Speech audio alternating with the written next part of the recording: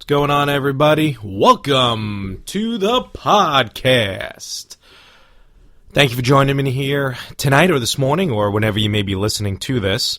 And pretty much I'm actually going to be, I want to talk about some stuff here, but one of which also I'm trying out how to do this maybe through the app, through a new app. I'm going to see how it works. But pretty much got some stuff coming up. Sunday, September, what am I talking about? Sunday, December 7th, will be live on pay-per-view. I believe it's their second pay-per-view in history. Ring of Honor Final Battle 2014. And yours truly will be live at Terminal 5 in New York City for the festivities. This is going to be coming up my 22nd pay-per-view, I believe. 22nd overall. Only the second time I've been to a non-WWE. I mean, well, there's not that many. I've only been to one TNA pay-per-view, Slammiversary 2013. Slammiversary 11. So, and it's funny because I got these tickets for Ring of Honor. Actually got them when I went to, what was that, Field of Honor in Brooklyn back in July, which was at MCU Park. And I was there with my dad. Actually, that's who I'm going with, to Ring of Honor. So we're at the show. Great show. Good show. It was the show in July in Brooklyn for ROH. That was my first ROH show ever. And I had an absolute blast. The show is phenomenal. Those who watch Ring of Honor, you know exactly what it's all about. Those who don't watch Ring of Honor, you know, if you want to look at it as the top three, number one, I mean, look, whether you like them or you don't, number one is WWE, number two is TNA, and number three is Ring of Honor, ROH. So we go to the show, because usually TNA is hosting, during the summer, they have baseball. Last couple of years, but prior, they did it at MCU Park, and they didn't do it this year. There was some talks about it folding and everything, TNA, and I guess Ring of Honor kind of picked up. So figured, all right, what the heck, go to Ring of Honor. They're phenomenal. Not as much story-driven as just their wrestling is what drives the stories, which worked out perfectly. Some names were there that I recognized: Jay Lethal, AJ Styles, Maria Kanellis.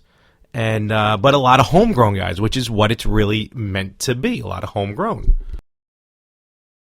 So we go to the show, fantastic show. Halfway through the show, they announced that the next time they're returning to New York, to the New York City area, is December 7th for Final Battle, which was just going to be just a show, regular show. Now, all their shows, they stream on the internet. Pay-per-views, they call it, internet pay-per-views, IPPVs. So, actually, it was my dad who was like, hey, look, you want to go? And I'm like, it was Ring of Honor. It was cool going there, but I figured traveling to the city. First of all, they said Terminal 5. I'm thinking JFK. But, he was the one that actually prompted. He's like, do you want to go? I'm like, you know what? Why not? Let's go. We're having a blast this show. And so why not? So they sold the tickets for Final Battle, which, as I later learned, Final Battle is like ROH's WrestleMania or TNA's Bound for Glory. It's their yearly show, and kind of like what WCW did with Starrcade, their year show is the year-end show. So we ended up buying tickets to Final Battle 2014. All right, whatever. It is what it is. 2 months go by. Probably in September, they announced out of nowhere that Final Battle will be on pay-per-view. Legit pay-per-view. So I was like, sweet, we got front row. So, hopefully you'll tune in. I mean, listen, if you're a wrestling fan, order right now. This is coming from me, who's a huge WWE fan. Nothing will be better and bigger than the WWE. But order Ring of Honor, order Final Battle on December 7th. You're going to love it. You're not going to regret it. It's going to be tremendous wrestling action. And for crying out loud, we're in the front row. You can't miss us. So, and I will make a scene because it is a small venue. And as it turns out, announced for announced for Final Battle, the ROH World Heavyweight Championship will be on the line in a fight without honor as the survival of the fittest champion who, I believe, once again, we may have a lawsuit on our hands. Just kidding. But Adam Cole who is the number one contender, will take on Jay Briscoe, who is the Ring of Honor world champion. Apparently, Fight Without Honor is their version of a no-holds-barred match. And since it's, there you go. Since it's a no-holds-barred, since it's Ring of Honor, the Crimson's gonna fly. So, may have an NYWC incident. Where I may get some blood on my hands, which, fine by me. So, looking forward to that. Actually, the card's shaping up really good. The ROH Television Championship will be on the line as Jay Lethal defends the TV title against Matt Sydal, formerly known in WWE as Evan Bourne. And Red Dragon will defend the Ring of Honor World Tag Team Championship against, Team Adrenaline? Alex Shelley and somebody from Japan. Can't remember. So I'm getting you. Since going to Ring of Honor, it's really bringing me back into I fell off the indie scene for a long time. Not that I would call Ring of Honor indie, but they're the closest thing to indie that there is. I fell off the indie bandwagon a long time ago. Kind of got complacent with WWE. But, and look, TNA's not putting on a good show. Say what you want. They're not. Their move to Destination America, we'll see. But right now, it's, TNA for a while was looking like old episodes of Nitro near the end. Not during that 86-week winning spree. So I'm kind of getting back into the indies. I'm starting to watch some more indie, on YouTube and everything. Actually, there was a show recently, Combat Zone Wrestling was out here recently. Now, them I'm not crazy about. I was for a while, just because of the shock and awe of the ultra-violent, that is CZW. I mean, like, ultra-violence. But it took it to a whole nother page, and, there's only so much I can see with fluorescent light tubes and boards full of pencils and needles being stuck through cheeks. And, if you ever watch an old match with Dean Ambrose, skill saw to the forehead, I kind of got over that. But they still have some wrestling, too. A lot of the hardcore, usually more hardcore the group is, the better their actual mat wrestling is. Kind of like what ECW did for a while. They had their hardcore, the blood, the barbed wire, the guts, but, one of the best matches, Eddie Guerrero and Dean Malenko, when their last match in ECW was absolutely phenomenal. So I'm looking forward to the Ring of Honor show because I want to get back into that kind of indie scene out here on Long Island, where I am. There's the New York Wrestling Connection, NYWC.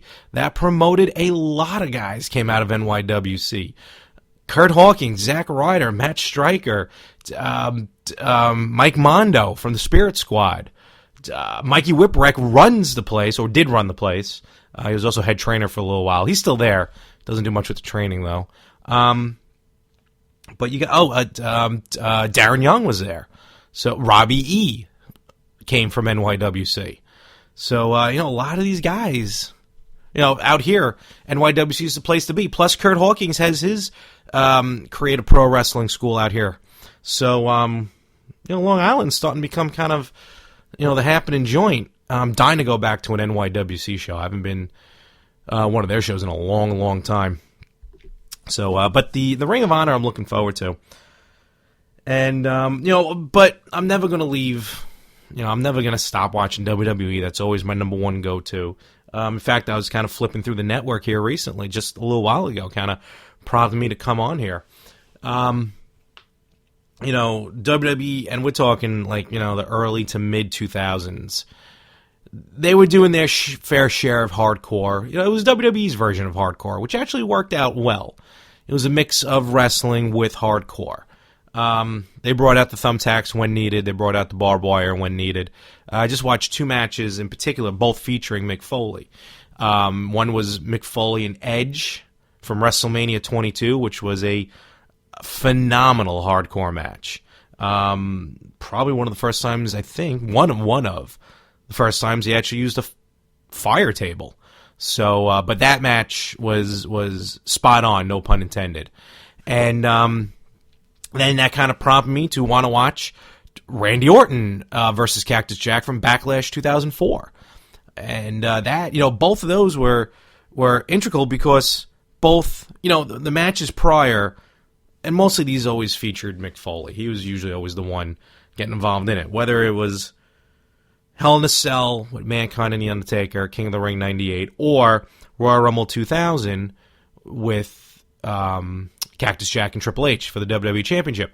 Both featured thumbtacks, both featured Cactus Jack or Mankind going into the thumbtack. So you figured, all right, he's the one who's going to be doing it.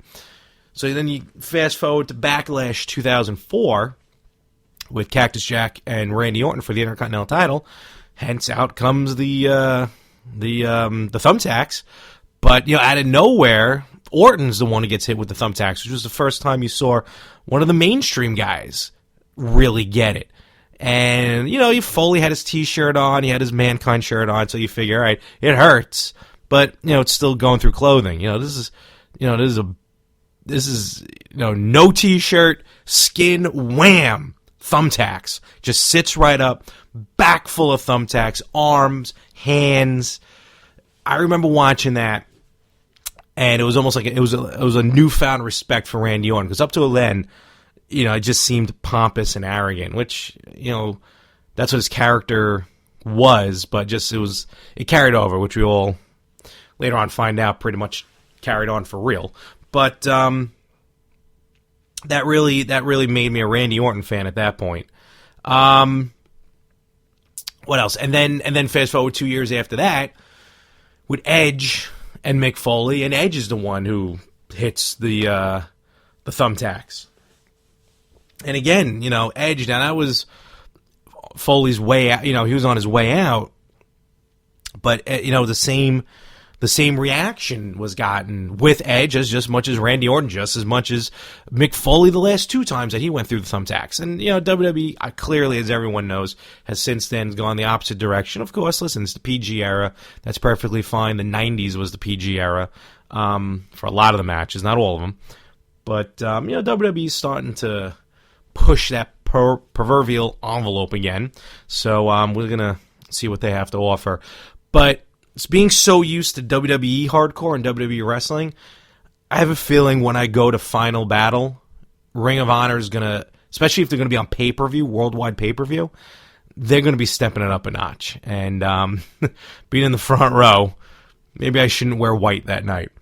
With that being said, I figured just hop on to kind of speak my mind. Another one, the Global Force Wrestling, GFW, the new organization that Jeff Jarrett's starting. He's going to have their first pay-per-view January 4th, I believe, which is actually going to be live from the Tokyo Dome in Japan, which Jim Ross, is actually going to be doing the play-by-play with Don West, who I can do without Don West. But Jim Ross, it's live, meaning it's going to broadcast here at 2 a.m. in the morning. They'll replay it at 7 at night, but 2 a.m. in the morning, I will be up for that, watching that live. So that's going to be fantastic. I'll have some more when we get closer to that pay-per-view. But for now, I'm about a week and a couple of days away from Final Battle, so I'll let you guys know how it is. Follow me on Instagram, on Twitter, on Facebook, on YouTube, on Snapchat, on Twitch, on everything at More365, MOHR365. I will post pictures from Final Battle, definitely, live from Terminal 5 in New York City, somewhere. I'll definitely post those. Follow me, tweet me, ask me some questions, and, I'll be more than happy to give my opinion. Professional wrestling, sports entertainment, look, it is what it is. It's 2014. It's evolved. there is no curtain anymore in sports entertainment, so you really can't get away with, the good guy versus the bad guy, but you can still get away with telling an excellent story. And if you can get drawn in for those 3 or 4 hours, then they are doing their job. And that's exactly what happens to me each and every time. So, folks, I hope you enjoyed it. Hope this came out really good. And I hope I can post it. And maybe one day I'll somehow be able to get it onto iTunes. For now, please like, share, and download. Just download the show. You can delete it when you're done. Just download it. Get me the numbers. All right, everyone. Catch you on the flip side.